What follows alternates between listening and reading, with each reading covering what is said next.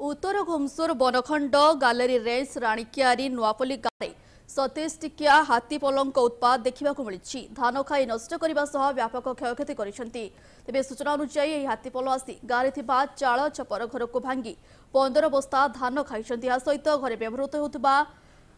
बासनकुशर फिंगाफिंगी करछंती सेपटे राणिकियारी गाँ निकट बड़ राउल मंदिर कांथ और सिंहमूर्ति भांगी देइछंती तेबे गत एक सप्ताह धरी अंचल हाथीपल क्षयक्षति करिबारे लागिछंती तेबे वन विभाग और ग्रामवासी मिलित भाव में हाथी को घोड़ाइबा पई चेष्टा करुथले मध्य हाथी माने अमान्य होई गाँ रे पसी क्षयक्षति करिबारे लागिछंती। राति हाथी आइला लाइन नथिला घर द्वार हाथी बुलिले खला गले धान खाइले घर द्वार भांगिले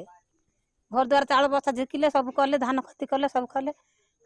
घोड़ी लेके आइलेनी आज्ञा 12टा घंटे राति की तो महाप्रभु आसिले लाइन फाइन किसी ना अंधार आसिले ये आम इे बुला आसिलु सियाड़े आवाज शुणिला आसिले आसिक आमर ये लगिगले आम धाई धाई पलैलु रहा आग ये पाल गोटे झिकिले घर झिकिवा आरंभ कले धान बस्ता बस्ता सब झिकी भिंगा फपड़ा कले खलार भी गदे ये जाक भी 20-30 बिड़ा थिला।